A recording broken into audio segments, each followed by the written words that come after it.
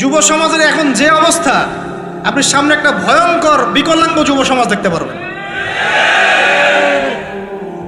মস্তিষ্ক বিকৃত হয়ে গেছে এদের মোবাইল ফোন দিয়ে।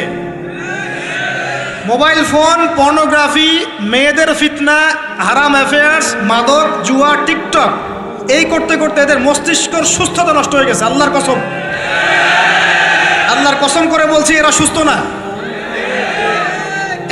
একটা চিত্র খুব কমন দেখতে পারবেন, 10টা-20টা ছেলে গোল হয়ে বসে আছে ফোন নিয়ে, সবার মনোযোগ নিচের দিকে। ওয়ার্ল্ডে কি হচ্ছে, আসমানে কি হচ্ছে, জমিনে কি হচ্ছে, কোথায় মুসলিমদের উপর বোম পড়লো, কোনো ফিকিরই নাই ওর। আপনি মনে করেছেন যে এই যুব সমাজ আগামীতে দেশের হাল ধরবে? আমি হলফ করে বলতে পারি কোনোদিন দেশের উপকার করতে পারবে না। আপনি নষ্ট করে ফেলছেন যুব সমাজকে, নষ্ট করে ফেলছেন একদম। এদেরকে সুস্থতার দিকে নিয়ে আসতে হলে ইসলামী শিক্ষার কোনো বিকল্প নাই, নামাজের কোনো বিকল্প নাই। এদেরকে সামাজিক কাজে লাগিয়ে দিতে হবে, সোশ্যাল কাজে, সামাজিক উন্নয়নমূলক কাজে, এই যে মানবতার সেবামূলক কাজে, প্র্যাকটিক্যাল কিছু কাজে। কিছু বানাও, কিছু করো, সায়েন্স নিয়ে ঘাটাঘাটি করো, কিছু প্রযুক্তি উদ্ভাবন করো, তোমরা কিছু করো। দেখেন, আমরা যত কিছু ব্যবহার করি সব কিছু কিন্তু ইহুদি খ্রিস্টানদের। এই যে আমি যে মাইকে কথা বলছি, এই মাইকে ইসলামের বড় বড় কথা বলছি, এই মাইকটাও দেখা যাবে যে মুসলমান তৈরি করে নেয়। তাহলে এটা কি কাম্য ছিল? আর এই বিশ্বের যত শিক্ষার বুনিয়াদ, এই বুনিয়াদি শিক্ষা দিয়েছে মুসলিমরা। বিশ্বাস না করলে খালি আপনি 1200 বছর ইতিহাসটা পড়ে দেখেন। ইবনে সিনার নাম শুনেছেন? চিকিৎসা বিজ্ঞান দাঁড়িয়ে আছে ইবনে সিনার উপরে, নাম শুনেনি?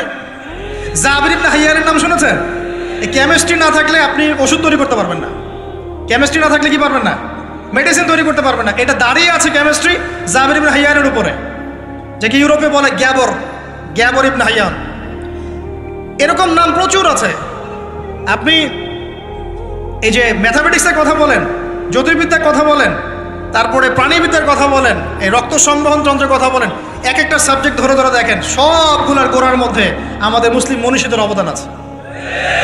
এমনকি এই যে পুরো বিশ্বের যে দর্শনগুলো চলছে, যত দর্শন, ফিলোসফিক্যাল থটস, আমরা ফিলোসফি পড়েছি, এই ফিলোসফিগুলোর গোড়ায় গিয়ে আপনি দেখবেন সব মুসলিম দার্শনিকদের নাম লেখা আছে।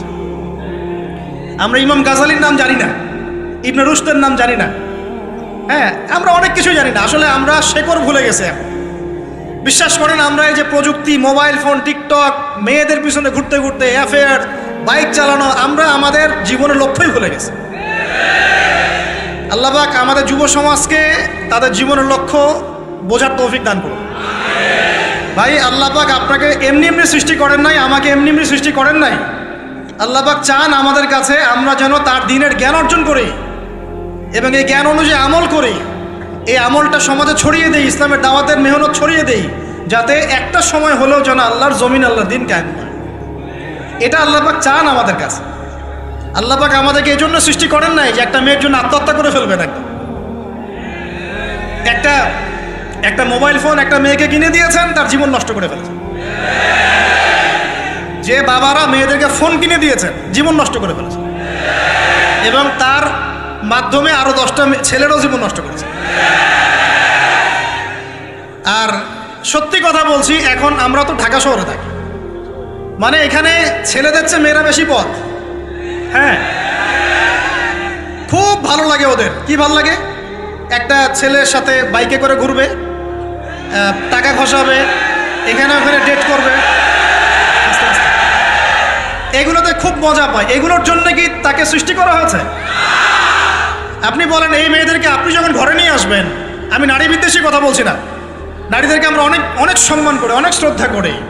আর আমাকে জন্ম দিয়েছেন একজন নারী, আমাকে দিনের পথে চলতে আত্মবিশ্বাস যোগায় পিছন থেকে, ঘরের নারী যোগায় কি না? আমার নিজের কন্যা সন্তান আছে, আমরা মেয়ের বাবা। কিন্তু এখন যে টিকটক জেনারেশন মেয়েদেরকে আপনি তৈরি করছেন, ফোন হাতে তুলে দিয়ে ডেটিং করছে, বাইকের পিছনে ছেলের সাথে ঘুরছে, এখানে ওখানে ফ্রি ওপেন সেক্স করছে, কোনোদিন ধর্ষণের শিকার হচ্ছে, এই মেয়েদেরকে ঘরে নিয়ে আসার পরে এদের গর্ভ থেকে কি আপনি ইসমাইলের মতো সন্তান পাবেন? এদের সাথে তোমরাও দেখা যায় যে অনেক সময় প্রেম করতে ভালো লাগে, এই মেয়েদেরকে কেউ বিয়ে করবে না। এ ধরনের নারীদের সাথে মানুষ প্রেম করতে মজা পায়, কেউ সম্মান করে বিয়ে করতে চায় না। করলেও দেখবেন 2-1 বছরের মধ্যেই নাই শেষ সম্পর্ক, গায়েব। তো অনেক দূর চলে আসলাম, এত দূর আসতে চাইনি, কথাগুলো কথার পিঠে চলে আসলো যে